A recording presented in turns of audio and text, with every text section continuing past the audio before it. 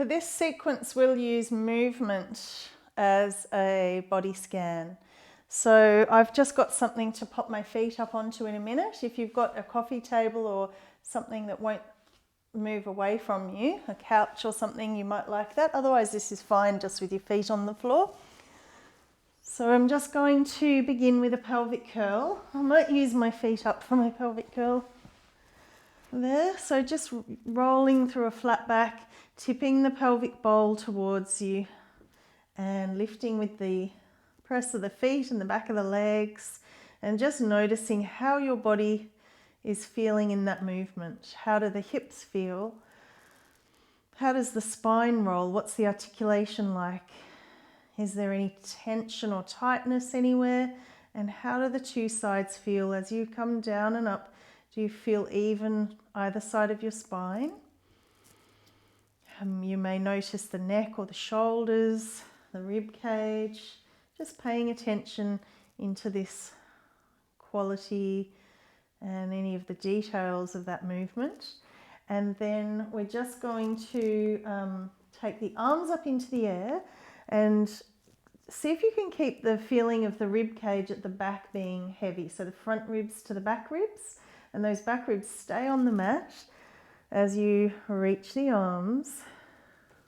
And just notice how far you can go before you feel like arching the back up or some other tension is created, and then coming back. So we're just going to do a few other movements, come back to this and see if we can change anything just through our movement this time. So I've got my feet and knees together, and I'm just going to take a double knee drop just gently without going to my full range, and then bringing them back. Standing through one foot, I'm going to let the other side open with the leg, and then as it opens, it's going to tip me, so the pelvis begins to tip and the opposite side hip lifts. Standing my ground through the floor leg or the standing foot to work through the back of that leg, moving slowly and gently with attention. To come back, I'm going to let the weight of the pelvis come back on that lifted side, and then the leg follows. Arriving back in the center, feeling even on the two sides. Now the other leg has an opportunity to open, and the pelvis begins the tip. Really kind of luscious, delicious movement. Staying in those good feelings, letting the pelvis lead me back. We'll just do one more each side. So the leg is the leader to begin the movement, and the pelvis follows. There's a little bit of work through the standing leg to get that uplift of the hip. To come back, I just drop that hip down and the leg follows back. So my pelvis is the leader to return. The leg leads out and the pelvis follows. And then lazily, I just let the pelvis return, becoming the leader, and the leg follows back. It's one of my favorites.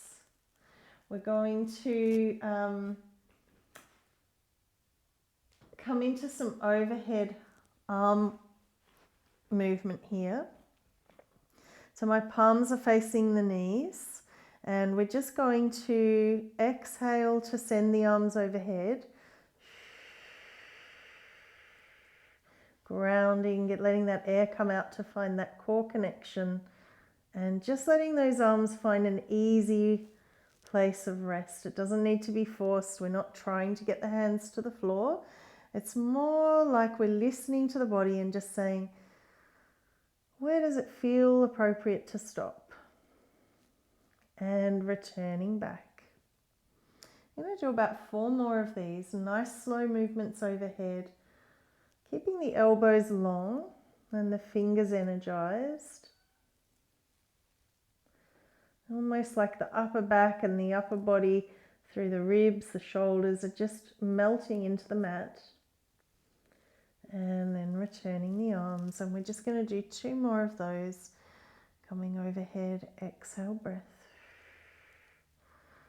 You might pause there on an inhalation. Fill up the back of the body and then an exhale to return. Pausing at the top. Inhalation to fill up the back, the upper back, the side ribs. Last one.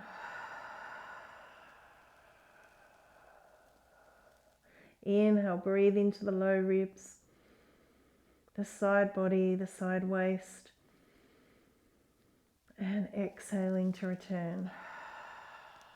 You can bring those arms all the way down and we're just going to wiggle into position with my feet up. You may have your feet up or down, and we're just going to go into some pelvic curls here. So we'll press the hands down. You could have them out a little bit with palms up or down is fine.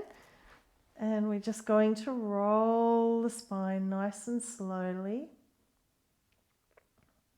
Peeling that spine up, maintaining that tip, and maintaining the ribs like we had when we had the hands on before, those ribs dropping into the rib cage at the back. Breath in at the top, and then rolling your spine all the way down and back to the tail. Inhale, ready to go again. Curling it up, taking your time, giving yourself time to make little micro adjustments. I can feel I'm heavier on the right side, so I've got to get a little more press through the back of the left side. It's funny, sometimes when I'm heavier on one side, my brain wants me to push more into that side, but actually it's the light side that we need to get a little more pressure on. So if you feel a little gap somewhere, see if you can lean into it a little. Stay with gentle, slow movement. With enthusiasm, paying attention,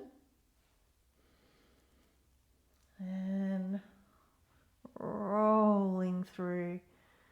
I'm just going to do a few more of these because they feel so good. Evening up my weight through the feet, evening up the weight through the spine, the waist, the ribs as I'm rolling up and down.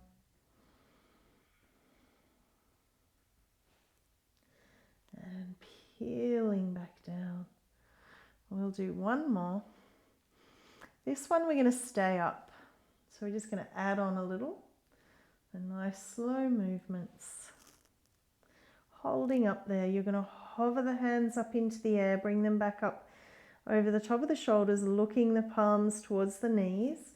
And send the arms back overhead. Keep that upper back dropping into the floor, the ribs dropping, the breastplate dropping. And the arms come back up. You could almost imagine that your sternum, your breastplate could actually drop into the spine as your arms reach back. And don't forget to keep tipping the pelvis and lifting the hips. And we'll just do that one more time. I'm feeling my legs working. Leave the fingers wherever they are this time and reach them away from you. And then roll the spine back down piece by piece. All the way back to the tail and return the arms. Now we're just going to shuffle back.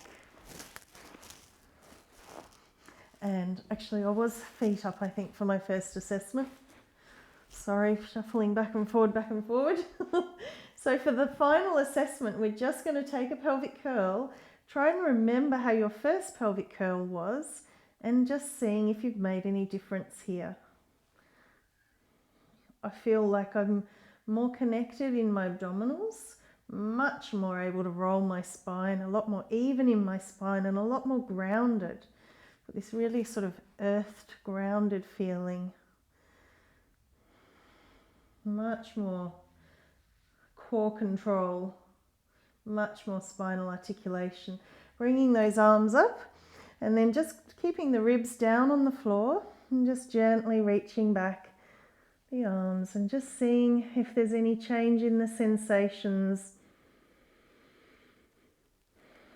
or in the range. I definitely feel like I'm getting a little bit further. I'm feeling a lot more even through my shoulder girdle and a little sort of longer and lighter. Just going to take one more of those. Yes, much more open. I hope you felt some change and enjoyed that little sequence.